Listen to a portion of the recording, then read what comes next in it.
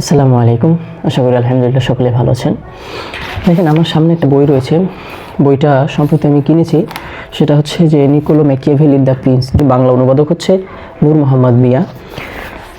বর্তমানে আমাদের যে প্রচলিত যে রাজনীতি, আমার মনে হয় 500 বছর আগে নিকোলো ম্যাকিয়াভেলি আমাদের জন্যই এই বইটি লিখে গিয়েছিলেন। কারণ তিনি যে পরিমাণ ডেফিনেশন, তিনি যে পরিমাণ বর্ণনা রাজনীতি সম্পর্কে দিয়েছেন, সেটা আমাদের দেশে প্রচলিত ধারণার সাথে হুবহু একবারে রিলেভেন্ট।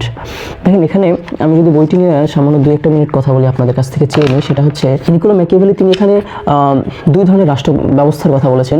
প্রথমত তিনি এখানে বলেছেন যে সাধারণতন্ত্র, এবং দ্বিতীয়ত হচ্ছে রাজতন্ত্র। এখন আমাদের প্রথমে বুঝতে হবে যে সাধারণতন্ত্র জিনিসটাই। নিকোলো ম্যাকিয়াভেলি তিনি এখানে সাধারণতন্ত্র বলতে বুঝিয়েছেন যে আমরা যে বর্তমানে রিপাবলিক বা ডেমোক্রেটিক গণপ্রজাতন্ত্রীভাবে যে আমাদের বংশানুক্রমিকটা গণপ্রজাতন্ত্রীভাবে যে আমাদের শাসন ব্যবস্থাটা চলে আসতেছে, সেটা হচ্ছে সাধারণতান্ত্রিকের কথা তিনি এখানে উল্লেখ করেছেন।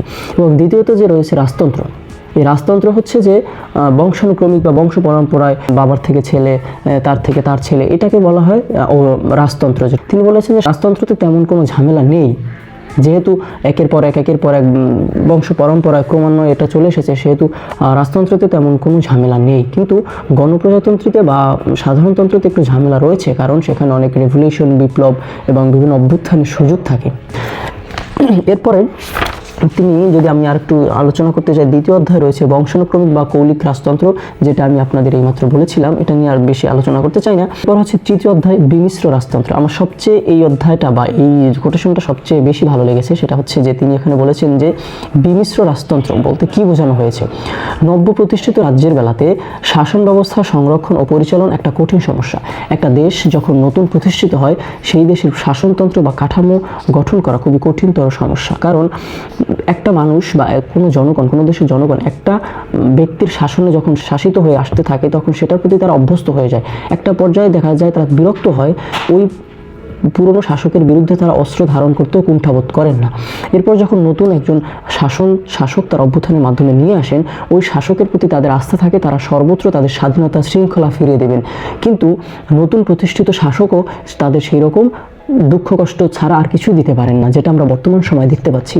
এবং ওই শাসকও এমন কোনো অস্ত্র ধারণ করতে পারে না, প্রশাসনকে স্ট্রং করতে পারেন না যে ওই জনগণকে তারা সুযোগ সুবিধা বা ভালো ফ্যাসিলিটিস তারা দিয়ে দেবেন এবং সবাইকে অপরাধ থেকে মুক্ত করবেন। কারণ তার ভিতরেও একটা ধারণার চিন্তা থাকে বা একটা ধারণার উদ্ভব হয় যে যারা আমাকে বিপ্লবের মাধ্যমে এনে বসিয়েছে, তাদের বিরুদ্ধে আমি কিভাবে অস্ত্র ধারণ করি এবং সেনাসৈন্য প্রয়োগ করি।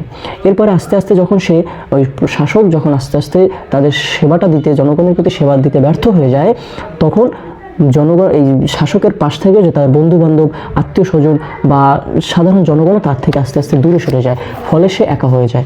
যেটা আমরা দেখেছি, এখানে একটা উদাহরণ তিনি টেনেছেন, যেটা হচ্ছে ফরাসি শাসক দ্বাদশ লুই বিনা তকলিফে মিলান নগরী অধিকার করলেও সাথে সাথে তাকে সেই মিলান নগরী আবার পরিত্যাগ করতে হয়েছিল। এরপরে তিনি আবার এখানে কথা বলেছেন যে সমস্ত নব্যলব্ধ শাসক রাজ্য হাতের মুঠো রেখে শক্তিহীন হতে চাইলে একমাত্র সহজ পন্থা হচ্ছে রাজ্য বংশকে সম্পূর্ণরূপে নিশ্চিহ্ন করে ফেলা। তিনি এখানে খুব সুন্দর একটা কথা বলেছেন যে তুমি যদি কাউকে ক্ষমা করে ছেড়ে দাও, তাহলে সে আবার প্রতিশোধ পরায়ণ হয়ে তোমার উপর প্রতিশোধ নিতে আসবে।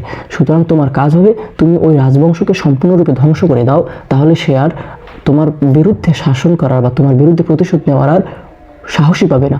দ্বিতীয় একটা কাজ হচ্ছে যে তুমি ওই রাজ্যের যেটা তুমি দখল করেছো, ওই রাজ্যের কৃষ্টি কালচার বা আচার অনুষ্ঠানের সাথে তুমি সম্পূর্ণরূপে বিলীন হয়ে যাও বা মিলিয়ে যাও, তাহলে তাদের মন জয় করতে পারবে। এবং তিনি আবার বলেছেন, যদি তুমি কোনো একটা রাজ্য দখল করার পরে তুমি যদি সেই রাজ্যে স্থায়ীভাবে বসবাস করতে না পারো, তাহলে তুমি সেখান থেকে সেই রাজ্য হারানোর সবচেয়ে বেশি সংখ্যা থাকে। কারণ মূল কেন্দ্র বা মূল নায়ক যদি সেখানে না থাকে, আস্তে আস্তে বিশৃঙ্খলা দেখা দেয় এবং পরবর্তীতে তুমি যদি সেখানে বিশাল ধরনের সৈন্য প্রেরণ করো, তাহলে ওই সৈন্যের ব্যয়ভার বহন করতে করতে হয়তো তোমার রাষ্ট্র শেষ হয়ে যেতে পারে, কিন্তু প্রতিদান স্বরূপ ওই রাজ্যের লোকজন কিন্তু তোমার বিরুদ্ধে আবার যুদ্ধ ঘোষণা করবেই। সুতরাং তুমি সৈন্য না পুষে তুমি সেখানে বসবাস করা শুরু করো এবং সেখানেই তুমি আস্তে আস্তে আধিপত্য বা তাদের কৃষ্টি কালচারের সাথে মিশে গেলে তুমি তাদের উপনিবেশিক শাসন দ্বারা বশ করতে পারবে। শেষ পর্যায়ে উপসংহারে বলা যায় যে তিনি এখানে বলেছেন যে এই ধরনের বিশাল উপনিবেশ প্রিয় বাসিন্দাদের পেছনে খুব বেশি অর্থ ব্যয় করতে হয় না, অধিকন্তু তারা বিরুদ্ধাচারী না হয়ে সহজেই অনুগত বা বিশ্বাস হয়ে ওঠে। এরপরে তিনি যে উদাহরণগুলো টেনেছেন সেটা হচ্ছে ব্যারগন্ডি, ব্রিটানি, গ্যাসকনি ও নরম্যানদের অধিবাসীরা ফরাসিদের অধীনে ছিল। আস্তে আস্তে তারা দুই জাতিতত্ত্বে বিভক্ত হয়ে ফরাসি নৃপতি দ্বাদশ লুইয়ের বিরুদ্ধে তারা কিন্তু আবার সেই রেভলিউশন ঘোষণা করেছেন। সুতরাং আমাদের এই থেকে শিক্ষা নেওয়ার বা নিকোলো ম্যাকিয়াভেলির দ্য প্রিন্স থেকে শিক্ষা নেওয়ার অনেক বিষয় আছে। আপনাদের সুযোগ থাকলে সেটা পড়ে দেখবেন এবং কেমন হয়েছে সেটা কমেন্টে অবশ্যই জানাবেন। এবং আপনারা যদি চান পরবর্তী আস্তে আস্তে আমি চেয়েছি যে এই পুরো বইটা আপনাদের সামনে রিভিউ করব। যদি ভালো লেগে থাকে অবশ্যই ভিডিওতে একটা কমেন্ট করে যাবেন যে কেমন লেগেছে, এবং পরবর্তী ভিডিও দেখতে চাইলে অবশ্যই কমেন্টে বলে যাবেন। সবাই সুস্থ থাকুন, ভালো থাকুন, আসসালামু আলাইকুম।